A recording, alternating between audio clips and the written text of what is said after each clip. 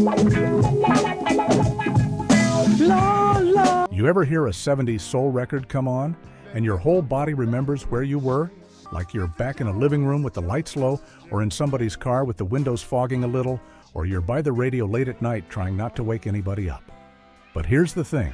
The best R&B and soul songs from the 1970s weren't always safe. Some of them made people uncomfortable. Some got pushed back by radio. Some scared record labels. Some sparked arguments at the dinner table. Because controversy in R&B isn't always about chaos. Sometimes it's just truth, said out loud with a melody. So today we're counting down 10 controversial R&B soul songs from the 70s. The songs that shook the room, turned heads, and still hit hard right now. And fair warning, a few of these might take you back to a time you weren't supposed to be listening in the first place. Let's get into it. No need to worry no more. If you grew up around grown folks' music, you know this one. That first moment it comes on, it feels like somebody just dimmed the lights without touching a switch. This is a slow jam with a velvet voice and a confident heartbeat. Soft drums, smooth keys, and Teddy sounding like he's singing directly into your ear. Let's bring this day to a pleasant end. It's not shouting, it's not begging, it's inviting. And that's exactly why it was controversial for its time. Because Teddy wasn't being poetic from a distance, he was being direct. Close the door wasn't a metaphor. People knew what time it was. I've waited all day long. Close the Door was released in 1978, written by Kenny Gamble and Leon Huff, and it went #1 on the R&B chart and hit double 25 on the Billboard Hot 100. Closer and closer, so close to me. Let's get lost. This song didn't just live in bedrooms, it became a sampling goldmine later on. A lot of artists made love songs. Teddy made them feel like a whole scene. Real R&B heads never forgot this one.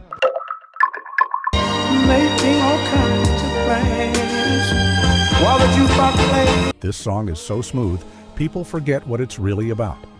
Then the lyrics hit you like, wait, oh wow. Because Me and Mrs. Jones is a beautiful song about an ugly situation. Two people meeting up, knowing it's wrong, but doing it anyway.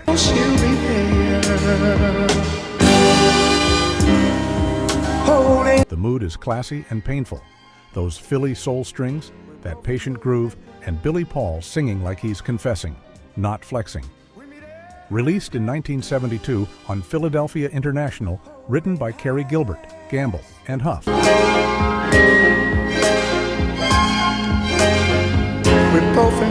It hit #1 on the Billboard Hot 100 and #1 on the R&B chart too.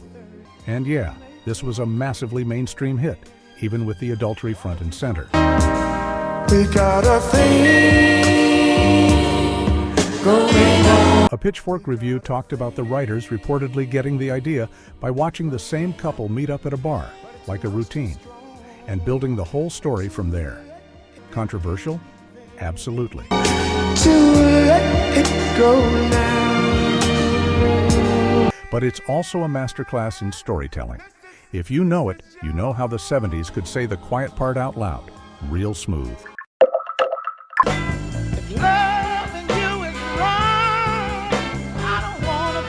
This one is dangerous because it's honest. The first time you hear it, it feels like somebody reading a letter they should have burned. It's another affair record, but this time, the singer isn't even trying to act innocent. The hook is basically, I know it's wrong, but I'm not stopping. Am I wrong to hunger for the gentleness of your touch? The vibe is classic Southern soul, strong drums, tender chords, and Luther sounding torn in the most human way. Like he hates the truth and loves it at the same time. Luther Ingram's version hit #1 on the R&B chart and reached #3 on the Billboard Hot 100 in 1972.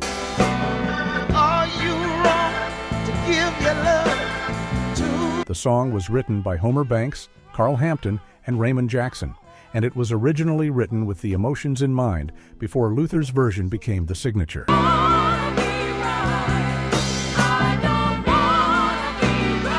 The reason people still argue about this song is simple because it sounds like real life, and real life is messy.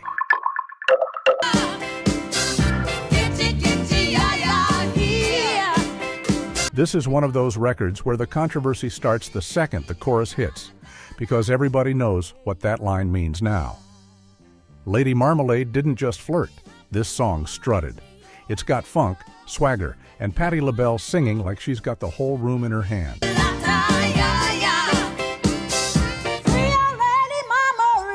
The mood is bold and theatrical, with that New Orleans-style spice in the groove and a chorus that turned into a cultural moment. LaBelle's version hit #1 on the Billboard Hot 100 and #1 on the Soul Chart, and it became the signature hit that pushed them into a whole new level of fame.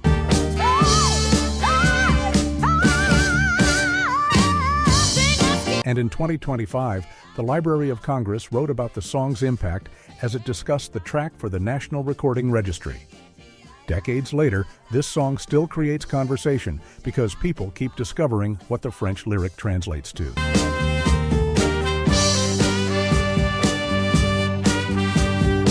A lot of girl groups were trying to be acceptable. Labelle chose to be powerful, and that scared people, especially in the 70s.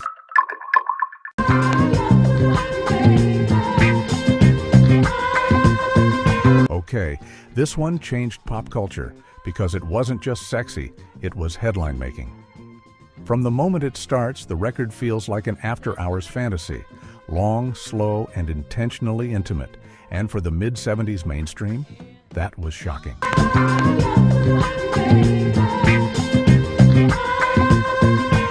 Love to Love You Baby was released in 1975, and it became a massive hit, spending 2 weeks at #2 on the Billboard Hot 100 in early 1976.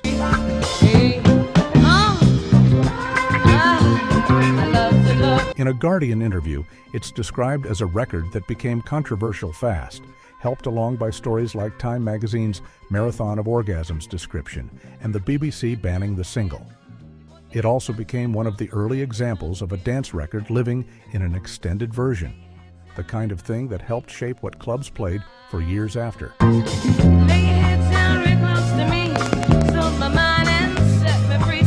Whether you call it scandal or art, it's a moment where music said, adult feelings exist, and we're not pretending otherwise.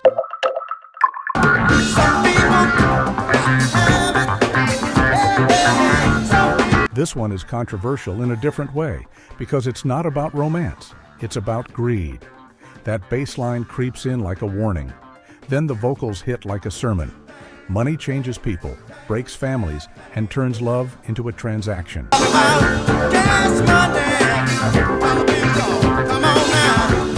The mood is hard, funky, and serious, Philly soul with teeth. For the Love of Money was recorded for the album Ship Ahoy, produced by Gamble and Huff, and it peaked at #9 on the Billboard Hot 100 and #3 on the R&B chart.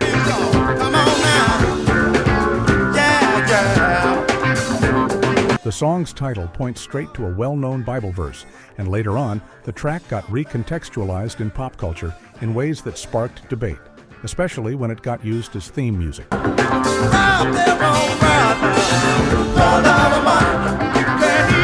This is one of those records that feels more true every year, and that's why it still makes people uneasy.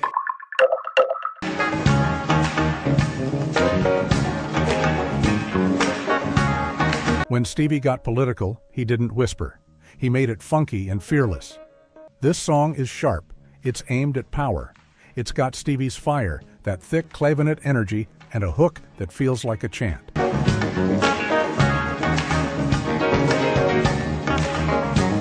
And then, boom, he brings in the Jackson 5 on background vocals, like a pop culture moment inside a protest record. Released in 1974, the song was aimed directly at President Richard Nixon, and Nixon resigned 2 days after the single's release.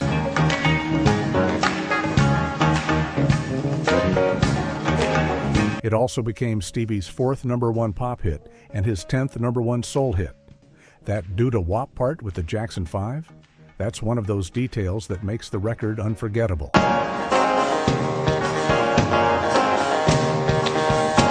Controversial songs don't always sound angry. Sometimes they sound like a party, until you realize the lyrics are a full-on indictment. Freddy's dead.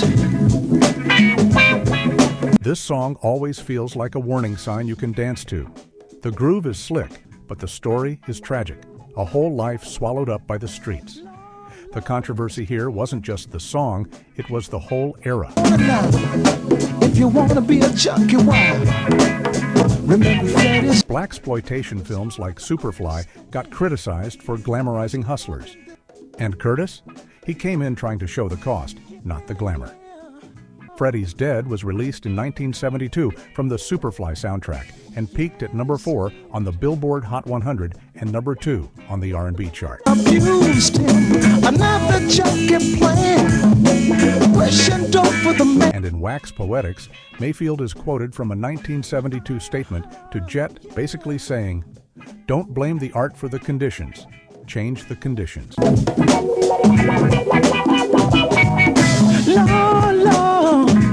Even though the song is central to the soundtrack, parts of Mayfield's music appear in the film mainly as instrumentals, which is wild considering how direct the lyrics are. This isn't just a hit. It's a social document with a bass line. Picket lines and picket signs. This is one of the most important soul records ever made, and it was controversial because Motown didn't know what to do with it at first. It didn't sound like a simple love song. It sounded like a question, a real question. And picket signs. Don't punish me with brutality. You hear the layered voices, the gentle rhythm, the ache in Marvin's tone, and it feels like someone trying to hold the world together with a melody. In The Independent, the story is told that Motown founder Berry Gordy refused to release What's Going On at first, and Marvin basically stood his ground over it. Everybody thinks we're at home. Oh, but The song was released in January 1971 and went on to hit number 2 on the Billboard Hot 100 and number 1 on the R&B chart. The song was inspired in part by real-world events and conversations. This wasn't fantasy. This was Marvin stepping into bigger truth. Some songs are classics. This one is a compass. Nixon blowing a bugle and leading a charge by John Mitchell, General Abrams, and Spyro Agnew. If you want controversial 70s soul energy in its purest form, it's this. This isn't a slow jam. This is a wake-up call. Spoken word, sharp references, sarcasm, and a message that calls out media, consumer culture, and who gets to control the story. The revolution will not give your mouth sex appeal. The revolution will not get rid of the nub. It was controversial because it didn't play nice. It didn't blend in. It demanded you listen. The Library of Congress notes that Scott-Heron's recording was added to the National Recording Registry in 2005, and it describes the work as a lasting social critique with deep influence on modern rap and hip-hop. There will be no pictures of pigs shooting down brothers on the instant replay. That same Library of Congress essay also explains it didn't get much radio airplay because of its incendiary lyrics, but it spread by word of mouth. Pictures of pigs shooting down brothers on the instant replay. There will be no pictures of Whitney Young being run out of Harlem on a rail with a... The LOC essay notes he recorded an early version accompanied by congas and bongo drums and later re-recorded it with a full band for another release. There will be no pictures of Whitney Young being run out of Harlem on a rail with a brand new process. There will be no slow... This record is still quoted, still referenced, still argued over, because the message is still alive. So what do these songs really tell us about 70s R&B and soul?